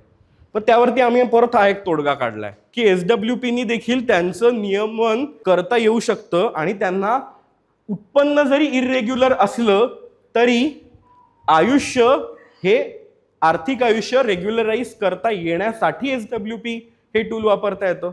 कसं तर साधारणपणे इरेग्युलरली मला पैसे येत आहेत, पण वर्षभरामध्ये जर 8 लाख रुपये येत असतील तर माझ्याकडे किमान 3-4 लाख रुपये जमलेले आहेत आणि त्यामधनं मी एक 50,000 रुपये दर महिन्याला घेऊ शकतो. माझं जे पेमेंट येईल ते मला डेट फंडांमध्ये ठेवायचंय. जो प्लॅटफॉर्म आज मी सेव्हिंग बँकांचा वापरतोय त्याऐवजी मी डेट फंडांचा वापरतो आणि या डेट फंडांमधनं STP जातीये माझ्या लॉंग टर्म गोल्ससाठी, SIP जात नाहीये. SIP ऐवजी त्यांना STP वापरता येईल आणि एक SWP वापरता येईल की हे माझे दर महिना खर्चायचे पैसे. मी वार्षिक 8 लाख कमवणारा कलाकार होतो तोपर्यंत मी 50,000 रुपये दर महिन्याच्या पगारावर काम करतोय. जर मी आता मोठा कलाकार झालो, मी 12 लाख कमवायला लागलो, मी मला इन्क्रीमेंट देऊ शकतो. मी 50,000च्या ऐवजी 80,000 माझा पगार गेला. सो जे कोणी सेल्फ एम्प्लॉईड लोक आहेत, जे स्वतःला पगार घेत नाहीत, त्यांनी स्वतःला पगार घेण्यासाठी म्हणून ही व्यवस्था देखील वापरणं हा देखील एक विवेकी निर्णय ठरू शकतो, जेणेकरून माझं आयुष्य रेग्युलराईज होण्यासाठी म्हणून SWPचा वापर करता येईल. पॅसिव्ह इन्कम म्हणून जो मोस्ट ऑफ लोक विचार करत असतात की मला आता ऍक्टिव्ह इन्कम नको, पॅसिव्ह इन्कम हवं. मग पॅसिव्ह इन्कम हवं म्हणून लोक शेअर ट्रेडिंग करतात. मग मला सांगा हा कुठला पॅसिव्ह इन्कमचा प्रकार आहे जो तुम्हाला रोज 9:30 ते 3:30-4 वाजेपर्यंत एंगेज ठेवतोय, तुम्हाला ज्या गोष्टीमध्ये कॉन्सन्ट्रेट करायचंय त्यात न करू देतोय? तर हा काही पॅसिव्ह इन्कम नाही ना. पॅसिव्ह इन्कम म्हणजे काय, मी ज्याच्यासाठी अजिबात काम करत नाही आणि बँक अकाउंटमध्ये माझ्या येऊन पैसे जमा होतात. सो तो पॅसिव्ह इन्कम आहे. सो पॅसिव्ह इन्कमसाठी SWP हा अतिशय सुंदर मार्ग आहे. ही आधुनिक काळातली टॅक्स एफिशियंट पेन्शन आहे. लक्षात घ्या, तुम्ही NPS मधनं किंवा कुठल्याही प्रकारे जरी पेन्शन येत असेल तुम्हाला तर that is completely tax system. Wear as SWP मधनं मिळणाऱ्या हे जे पॅसिव्ह इन्कम आहे it is tax efficient pension. कशी ते देखील आपण पुढच्या टप्प्यात येणार आहोत.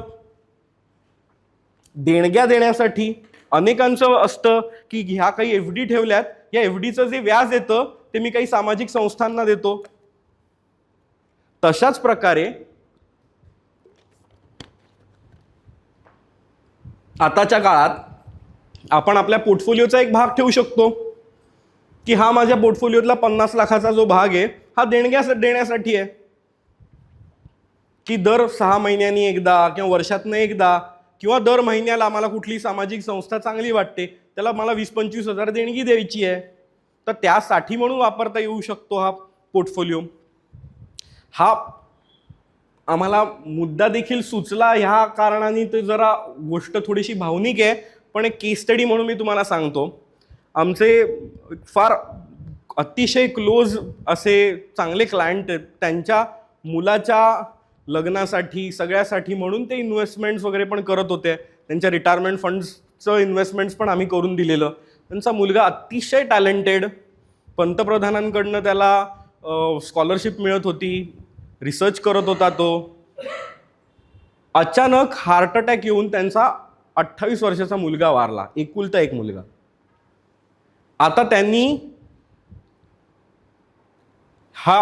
असा प्रसंग घडल्यानंतर ज्याला आम्ही त्यांना भेटायला गेलो त्याच वेळेला त्यांनी सांगितलं की समीर, आपण त्याच्यासाठी ज्या काही इन्व्हेस्टमेंट ठेवलेल्या आहेत ना, त्याचा मला असा हे करून दे की IIT, IIM आणि वेगवेगळ्या संस्थांमध्ये मला सायकॅट्रिस्ट आणि सायकोलॉजिस्टची स्ट्रेस मॅनेजमेंटवरती लेक्चर्स आयोजित करून हवी आहेत आणि त्यांना एअरफेअर, त्यांचं मानधन हे या फंडमधनं जावं. की माझ्या मुलांनी नकळतपणे खूप ताण घेतला आणि 28-29व्या वर्षी तो अशा प्रकारे वारला. सो असं आपल्या देशातल्या टॅलेंटेड यूथबाबत इथून पुढे होऊ नये म्हणून त्याच्या स्मरणार्थ प्रत्येक मोठ्या सगळ्या या एज्युकेशनल इन्स्टिट्यूटमध्ये ही लेक्चर सिरीज चालावी. सो त्यासाठी त्यांना SWP घेऊन दिली आहे.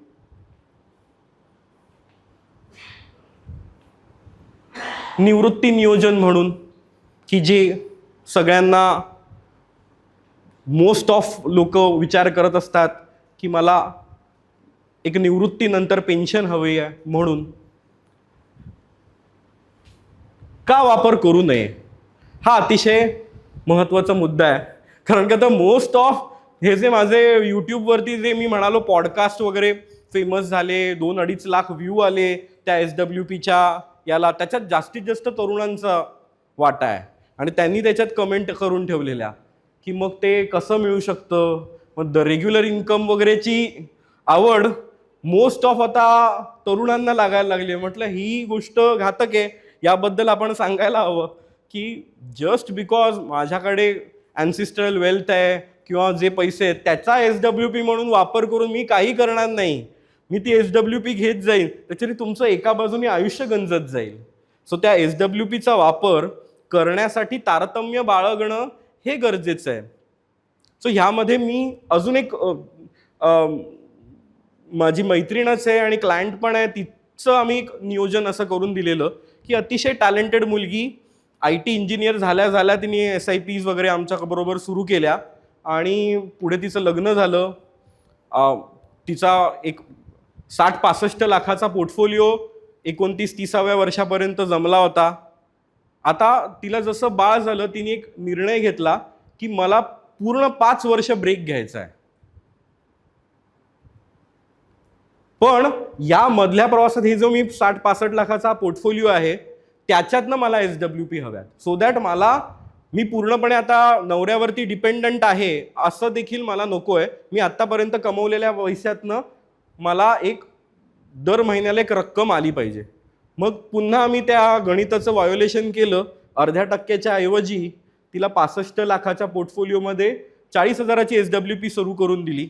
हळूहळू ती 40,000ची SWP त्या मधल्या काळामध्ये काय मोदी निवडून येत आहेत, बाकी सगळा जो रॅलीचा भाग होता त्याला पोर्टफोलिओ पण 18-19% वाढला. त्यामुळे तिची SWP पुढे वाढत 60,000ची पण करता आली.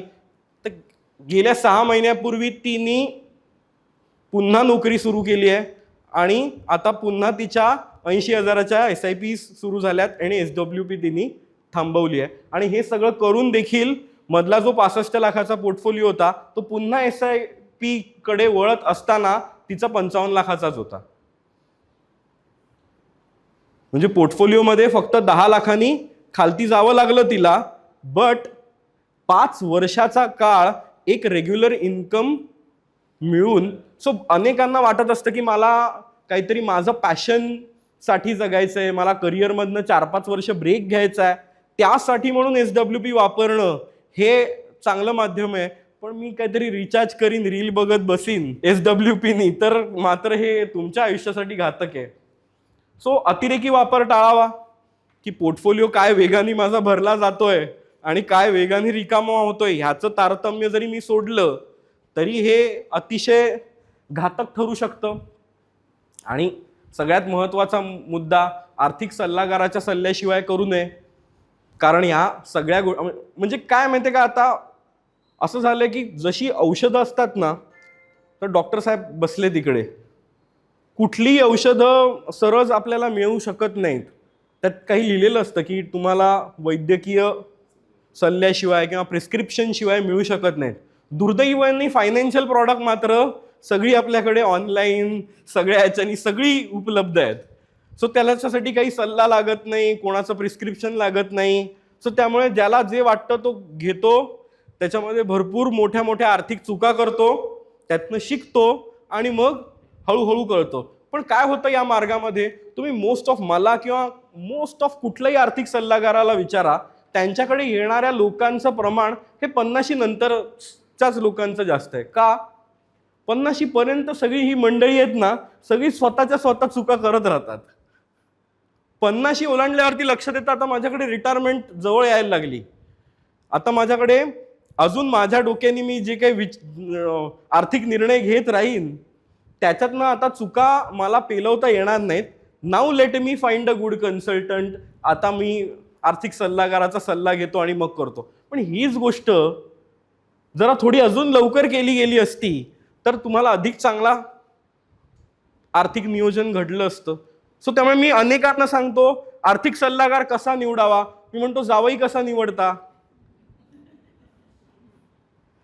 जावई निवडण्याचा तुमचा जो काही क्रायटेरिया असेल तो आणि तुमचा आर्थिक सल्लागार निवडायचा देखील क्रायटेरिया हा अगदी सेम ठेवलात तरी चालेल. 4 ठिकाणी चौकशी करतो आपण, सगळ्या गोष्टी डोळ्यांनी उघडून पाहतो. अगदी किती उत्पन्न आहे एवढं पण नाही, ITR BTR सुद्धा मागून घेतात, हो की नाही. सो तशाच प्रकारे जर एखादा गुंतवणूक सल्लागार निवडायचा असेल तर सगळे त्याचे एज्युकेशनल क्वालिफिकेशन्स पासून सगळ्या गोष्टी बघून घ्या, काही हरकत नाही. आणि त्याच्यानी कुठल्याही आर्थिक सल्लागाराला वाईट वाटण्यासारखं काही नाही. निदान मला तरी अजिबात नाही वाईट वाटणार. पण विश्वास ठेवायचा असेल तर तो अंधविश्वास नसावा, डोळस विश्वास ठेवावा. पण एकदा तो डोळस विश्वास ठेवल्यावरती जो तुमचा गुंतवणूक सल्लागार असेल त्याच्यावरती किमान विश्वास ठेवून तुम्ही एक एक पावलं पुढे न्याल तर हा आर्थिक जंगलातला तुमचा प्रवास हा सुखकर होऊ शकतो. तो तुम्हाला चांगल्या प्रकारे वाट दाखवू शकतो. जर त्याच्यावरती पण तुम्ही अर्धविश्वास ठेवून जात असाल जंगलामध्ये तर हा तुमचा जर्नी देखील डिस्टर्ब होतो. आणि होतं काय माहितीये का, आमच्या गुंतवणूक क्षेत्रामध्ये ना मंथरा खूप आहेत. मंथरा खूप आहेत. रामायणामध्ये जोपर्यंत कैकचे कान फुंकले जात नव्हते मंथरेकडनं तोपर्यंत रामही तिचा फेवरेटच होता ना, अत्यंत लाडका होता. पण जसं मंथरेनी कान फुंकले त्या अर्धवट माहिती अर्धवट ज्ञानाच्या बळावरती कैकई प्रभावित झाली आणि राम वनवासात गेले.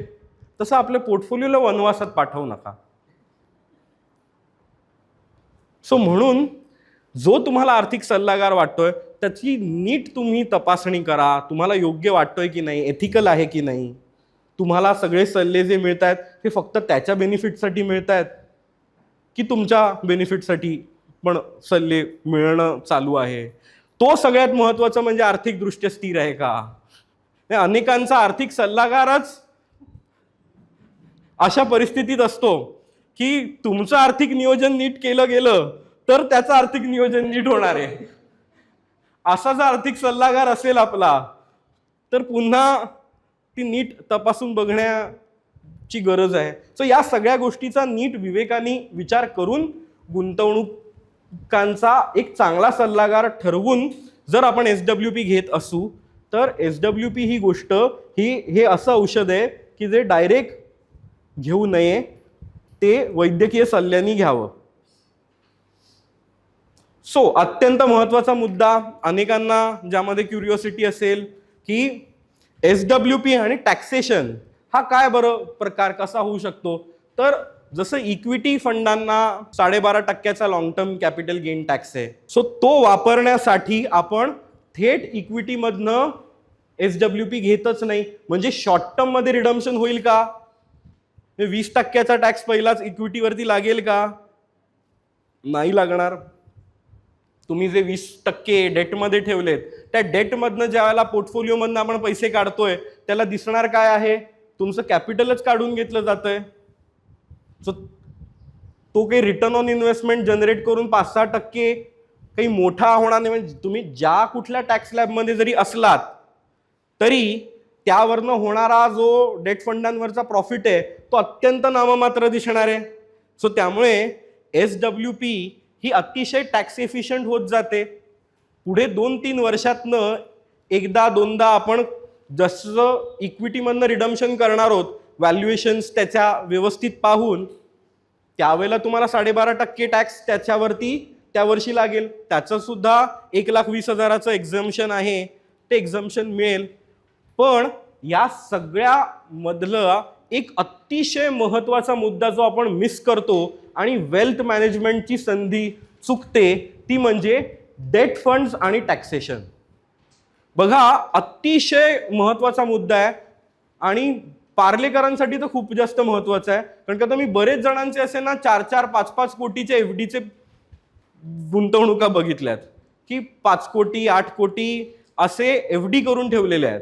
आता त्यातनं पैसे वापरणं हे राहिलं दूर, उत्पन्न पण चालू असतं, पण जस्ट बिकॉज इतकी मोठी FD आहे आणि ऑलरेडी मी जर 30% टॅक्स स्लॅबमध्ये असेन तर त्यावरती जनरेट होणारा जे व्याज आहे ते सगळं 30% प्लस टॅक्समध्ये जातं.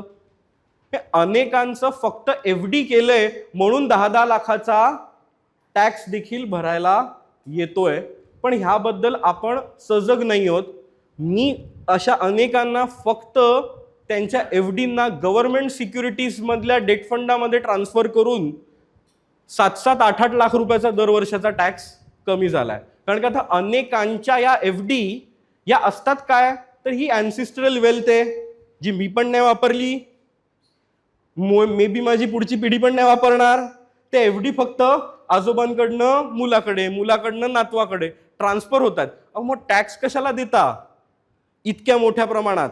जर FDच्या ऐवजी आपण डेट फंडांचा हा पर्याय वापरला तर ॲटलिस्ट जितके पैसे आपण त्यातनं काढून घेत नाही आहोत तेवढी गोष्ट त्यात व्हॅल्युएशन वाईज कंपाऊंड होत राहते आणि मला त्याचा टॅक्स बिल दर वर्षाला येत नाही. समजा माझ्याकडे 1 कोटीची FD आहे ज्याच्यावरती मला 7% व्याज मिळतंय, म्हणजे 7 लाख रुपये मिळत आहेत. मी 30% टॅक्स स्लॅबमध्ये येत असेल तर 2,10,000 रुपयाचा मला दर वर्षाला टॅक्स आहे की नाही? आता होतं कसं, मला 2,10,000 पगार पण असेल तर मला फिलिंग काय येतं, माझ्या आजोबांनी दिलेली FD आहे माझ्याकडे 1 कोटीची, ती वापरत तर मी अजिबात नाही, आजोबांची आठवण. पण माझा दर वर्षातला एका महिन्याचा पगार ती FD खाऊन जाते नाही का? सो त्याच 2 कोटींना मला ठेवायचं ना अगदी अत्यंत सेफ, मला 1 रुपया खालती झालेला बघायचा नाहीये. ठेवा की सरकारी कर्ज रोख्यांमधल्या योजनांमध्ये ठेवा, PSU डेटमध्ये ठेवा, मनी मार्केटमधल्या डेट फंड्समध्ये ठेवा, अतिशय लो टू लो रिस्क मधल्या गोष्टींमध्ये ठेवा. अगदी तुमची SBI, बँक ऑफ इंडियाच्या FD इतकी सेफ असलेले देखील म्युच्युअल फंडाच्या काही सेफेस्ट ऑप्शन्स आहेत त्यामध्ये ठेवा. कुठेही प्रायव्हेट सेक्टर डेटचं एक्सपोजर घेऊ नका. होऊ दे ना, 5.5-6% ती कंपाऊंड होत जाईल. कधीतरी लागले तुम्हाला तर लागणार किती आहेत? 2-5 लाख रुपये. ते 2-5 लाख रुपये ज्याला आपण काढून घेऊ ते 5 लाख रुपये पण आपलं टॅक्सेबल इन्कम नाही ठरत. समजा त्या 1 कोटीचे झालेत आता 1,20,00,000, मी काढले काहीच नाही, 20% प्रॉफिट झालेला दिसतोय. मी 5 लाख काढून घेतले तर 5 लाखामधला फक्त 1 लाख एवढाच माझा प्रॉफिट दिसतो, 20%.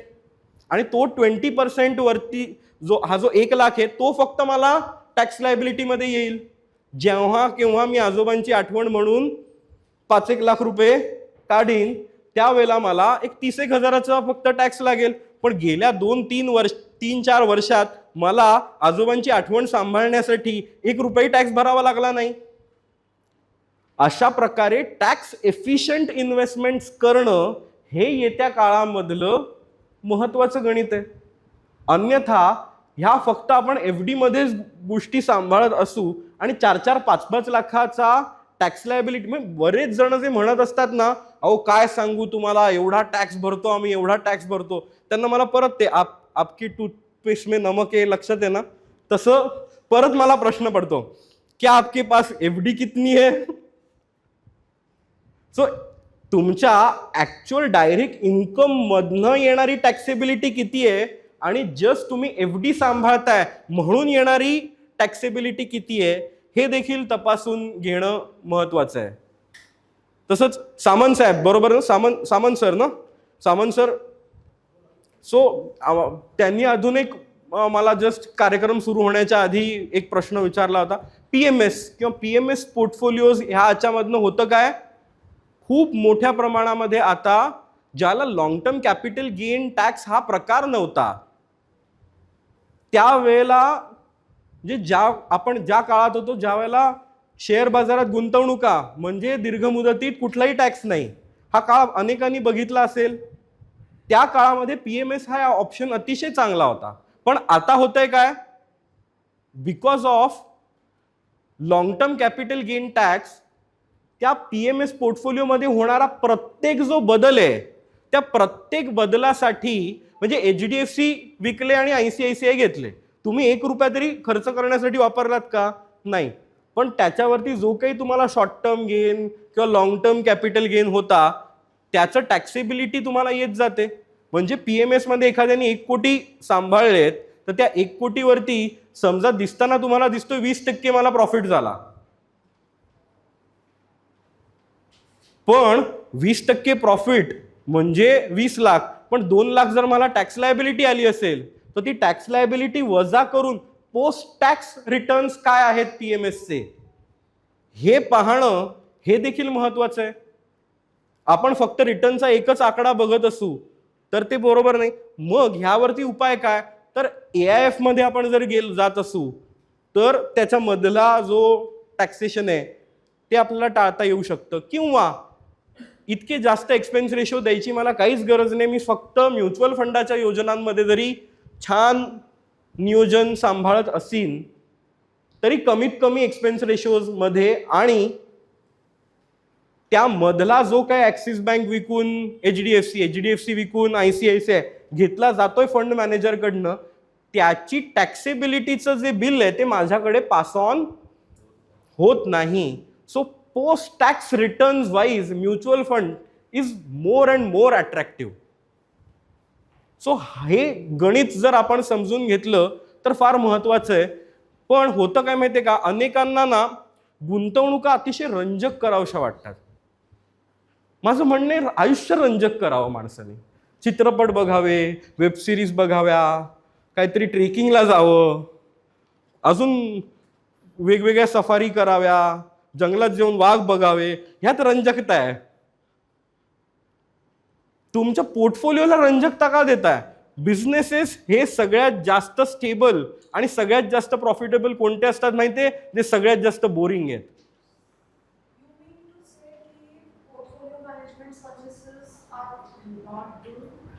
पोर्टफोलिओ मॅनेजमेंट सर्व्हिसेस आर आत्ताच्या काळामध्ये after long term capital gain tax not that attractive anymore. मी येतो प्रश्नोत्तरावरती, आपण येऊया त्यावेळेला आपण अजून डिस्कस करू. बट आता मी कुठल्या मुद्द्यावर होतो? ना बोरिंगनेस. लक्षात घ्या, पोर्टफोलिओ आणि तुमचं वित्तीय नियोजन हे जितकं बोरिंग असेल ना मॅडम तेवढं प्रोडक्टिव्ह आहे. बघा हे गणित मारवाड्यांना कळलेलं आहे एकदम. सगळे मारवाड्यांचे व्यवसाय बघा कसे असतात, 1% मार्जिन, 2% मार्जिन, पण टर्नओव्हर 10 कोटीमध्ये. आपल्याला जास्त बिझनेस चांगले काय वाटतात, अरे 20% 25% मार्जिन. पण लक्षात घ्या, जितका व्यवसाय रंजक होत जातो त्याच्यामध्ये समस्या तेवढ्याच वाढत जातात आणि प्रॉफिटेबिलिटी अफेक्ट होत जाते. हे गणित उत्तम गुंतवणूकदारांना लक्षात येतं. म्हणून जास्तीत जास्त यशस्वी जे गुंतवणूकदार आहेत ते शोधून बोरिंग बिझनेसेस निवडतात. आणि बोरिंग बिझनेसेसमध्ये इन्व्हेस्टमेंट जर केली तर ती प्रोडक्टिव्ह ठरते. त्यात विष्णू तत्व आहे. आपल्याला सगळ्या गोष्टी निर्मिती हव्या असतात, पण लक्षात घ्या, धन संपत्ती, लक्ष्मी देवता कोणाची पत्नी आहे?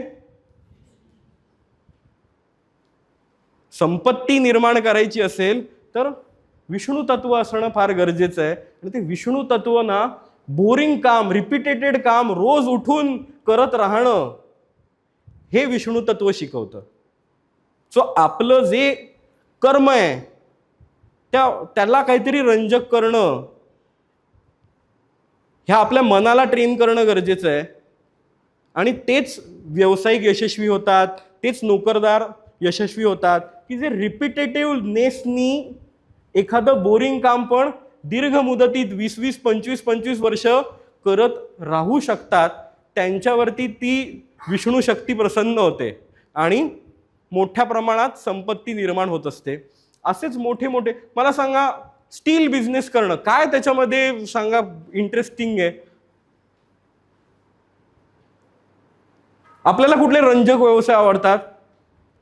हॉटेल किंवा म्हणून बघा मोस्ट ऑफ काहीतरी प्रदर्शनं वगैरे आली की आपल्या घरातल्या महिलांना काहीतरी फूड स्टॉल लावून उद्योजक बनण्याचा फील घ्यायला फार आवडतो.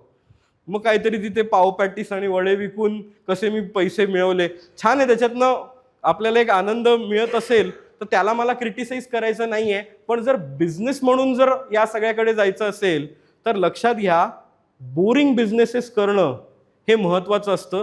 तसंच क्या आपका पोर्टफोलिओ बोरिंग है? पण मग याचा अर्थ असं होतो जे तुम्ही मगाशी म्हणालात की पोर्टफोलिओ रिव्ह्यू करत राहणं आणि तो चेंज करणं. मग आता बोरिंगचा डेफिनेशन जर मी असं केलं की जाऊ दे, जे काय म्युच्युअल फंड चालू आहे ते चालूच राहू दे. मग मॅडम तुमचं बोरिंगचं डेफिनेशन चुकीचं आहे असं नाही का? Okay, then you define it. Boring म्हणजे तुम्ही अट्रॅक्टिव्ह करण्यासाठी नवीन नवीन जे जे प्रकार येत आहेत ते सगळे करायचे आहेत. म्हणजे जसं मी सुरुवातीला म्हणालो ते SIP करून झालं, आता काय ते SWP ऐकलं ते पण करूया, आता काय SIF आलं चला ते पण करूया, ते काय PMS ऐकलेलं होतं आहेत माझ्याकडे 50 लाख ते पण करूया.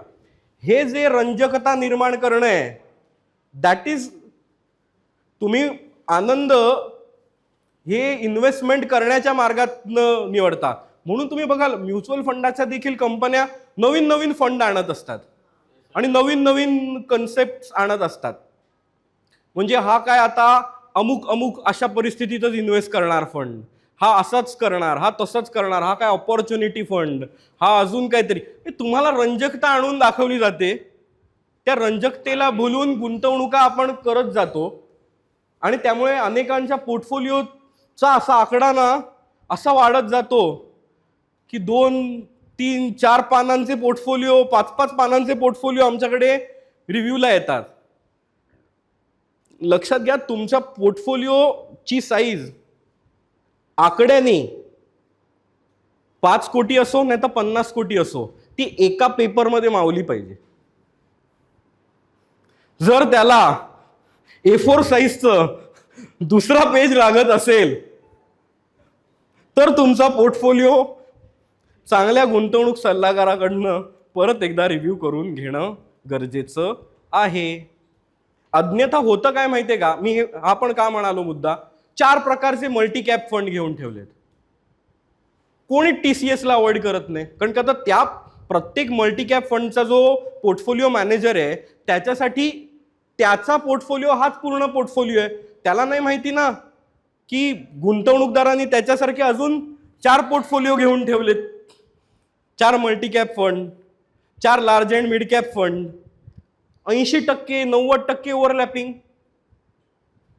त्यामुळे दिसताना दिसते काय पोर्टफोलिओची संख्या 40 फंड आहेत माझ्याकडे, अहो पण त्याच्यामध्ये ओव्हरलॅपिंगच जवळपास 40 ते 50%. त्यामुळे ज्या भारतातल्या ज्या प्रमुख 8 ते 10 कंपन्या आहेत, उदाहरणार्थ HDFC, TCS, Infosys, ICICI bank, ह्यांना कोणीच नाही अवॉइड करत. ह्यांना अवॉइड करण्याचा निर्णय घेणं हा फंड मॅनेजरसाठी पण किती जास्त कठीण डिसिजन असेल ना. त्याला कोणी 2% ठेवतं, कोणी 8% ठेवतं, पण कोणीच 0% आणत नाही. आणि हेच असे रिपिटेटिव्ह पोर्टफोलिओ जर तुमच्याकडे येऊन बसले असतील तर तुमच्या पोर्टफोलिओमध्ये ओव्हरलॅपिंगच खूप होतं. त्यामुळे तुमच्या रिटर्न ऑन इन्व्हेस्टमेंट अफेक्ट होत जातात. त्यामुळे मी अनेकांना म्हणतो की तुमच्या गुंतवणुकीचा एक टप्पा होता की ज्या वेळेला हे माध्यम म्हणजे FD पेक्षा बेटर रिटर्न देतं बरं का. म्हणजे FD मध्ये मला 60% मिळतात, इथे मला 12% मिळतात. पण आता आपण पहिलीतनं दुसरीत गेलो, आता हळूहळू 4थीच्या स्कॉलरशिपची पण तयारी करायची की नाही करायची? सो त्यासाठी म्हणून आपल्या पोर्टफोलिओ व्यवस्थापनाच्या वेगवेगळ्या पद्धती आहेत. अनेक जण म्हणत असतात अहो सेक्टोरल फंड किंवा त्या थीमॅटिक फंड फार वाईट असतात. बघा, परत हे अर्धवट ज्ञान आहे. जर तुमचा पोर्टफोलिओच एक अख्खा असा मार्क करून घेतला असेल तुम्ही की ज्याच्यामध्ये सगळेच थीमॅटिक फंड्स असतील, तर तुम्ही ठरवू शकता ना इकॉनॉमी मधला प्रत्येक कंपोनंट मला किती टक्के ठेवायचा आहे. आणि सध्या जर मला टेक्नॉलॉजी फंड ठेवायचाच नसेल तर त्याला मी पूर्णपणे शून्यावर आणू शकतो किंवा त्याला 5%वरच आणून ठेवायचा आहे. हा सगळा कंट्रोल माझ्या हातात राहतो. पण मी multi cap, large and mid cap असेच सगळे फंड घेऊन ठेवले असेल तर मला सांगा त्याच्यामध्ये इन्फ्रास्ट्रक्चर सेक्टरवरती मला 25% आणायचं आहे. कसं आणता येईल? आता ज्या कारणासाठी युद्ध चाललंय त्यासाठी बजेटरी प्रोव्हिजन सुद्धा खूप मोठ्या मिळाल्यात. ते म्हणजे एनर्जी सेक्टर. सगळ्यांना दिसतंय एनर्जी सेल्फ सफिशियन्सी आपल्याकडे नाही, ती आणणं ही आता काळाची सगळ्यात गरज आहे. सो तुम्ही बघाल भाभा ऑटोमिक रिसर्च सेंटरचं बजेट 5 पट वाढवलंय. मी बजेटरी प्रोव्हिजन सांगतो ना तुम्हाला. गेल्या वर्षी 70,000 कोटीचं एनर्जी बजेट होतं, ते 1,20,000 कोटीचं झालंय. ही सगळी पावलं काय? न्यूक्लिअर एनर्जी पासून पॉवर जनरेशन, इलेक्ट्रिसिटी जनरेट करण्याचे जे प्लांट आहेत त्याच्यासाठी लागणारी इक्विपमेंट, मशिनरी, रिॲक्टर्स यांना आयात करण्यासाठी 2035 पर्यंत आयात शुल्क माफ केलं गेलंय. हे सगळं काय सुतोवाच करतं की एनर्जी सेक्टर येत्या काळात महत्वाचं आहे. तर जोपर्यंत सेल्फ सफिशियंट होऊन आपण एकदम UAE सारखे होत नाही तोपर्यंत तरी आपल्या पोर्टफोलिओमध्ये 15-20% एक्सपोजर तरी एनर्जी सेक्टरवरती असायला हवं. ज्या पोर्टफोलिओला आपल्याला 8-10 वर्ष किंवा आपल्या वेल्थ मॅनेजमेंटसाठी म्हणून आपण ठेवत असू त्यामध्ये येत्या 2-4 वर्षात वापरायचे ते फंड तर इक्विटीमध्येच नसावे, ते तर डेटमध्येच असावे. पण तुम्ही तुमच्या पोर्टफोलिओमध्ये अशा प्रकारे एनर्जी सेक्टर आणू कसा शकता? तर त्याच्यासाठी मार्ग हा थीमॅटिक फंड्सचा आहे. पण ते थीमॅटिक फंड नुसते घेऊन ठेवले आणि रिव्ह्यूच नाही केले. ज्या ॲडवायझरला कामच करायचं नसतं तो तुम्हाला मस्त काम आहे, तो सगळे असेच देऊन टाकायचे. लार्ज कॅप, एक स्मॉल कॅप, एक मिड कॅप, मग तोच म्हणतो तो एक मल्टी कॅप ऐकलाय तो मी नाही हा पोर्टफोलिओत. अच्छा तो नाही आहे का, चला घेऊन टाका. हे काय सुपर मार्केट आहे का? हे पण घेतलं ते पण घेतलं, चला हे पण बिस्किट चाखून बघूया आज. असं जर फायनान्शियल नियोजन होत असेल, व्हेरी गुड. तुमचा पोर्टफोलिओ तुमच्या हातात. Whatever you feel like तुम्ही निर्णय घेऊ शकता. So that's it from my end. मी म्हणालो आमचं पुण्यात नवी पेठ सदाशिव पेठेमध्ये ऑफिस आहे. मी जास्त करून अलिबागला असतो, पण आता दर आठवड्यातनं 2 दिवस तरी मंगळवार आणि गुरुवार असे 2 दिवस मी पार्ल्यामध्ये येतो. आणि ज्या ज्या वेळेला कार्यक्रम घ्यायचा असेल त्यावेळेला मग मी शनिवार, रविवार, सोमवार असा जोडून देखील असतो. तर ज्यांना मंगळवार आणि गुरुवार सुटेबल होत असेल त्यांनी त्यांचे ते दिवस घ्यावे. उद्याच्या दिवसामध्ये मी सोमवारी देखील असला तरी मी पार्ला ऑफिसला असणार आहे. सो ज्यांना कोणाला माझ्याशी प्रत्यक्ष तुमचा पोर्टफोलिओ रिव्ह्यू करून हवा आहे, ज्यांना चर्चा करायची आहे, जे आज अनेक जण ऑनलाईन देखील या कार्यक्रमात सहभागी झालेत, म्हणजे आपल्या समोर एक जे लोक बसलेत साधारण तेवढेच किंवा त्याच्यापेक्षा जास्त लोक आज जगभरातनं या कार्यक्रमाला लाईव्ह पाहतायत. सो तुम्हाला देखील चर्चा करायची असेल, कार्यक्रम कसा वाटतोय, एक फीडबॅक फॉर्म देखील तुम्हाला येईल, तो देखील भरून दिला तर आम्हाला हा कार्यक्रम अधिक चांगल्या प्रकारे करता येईल.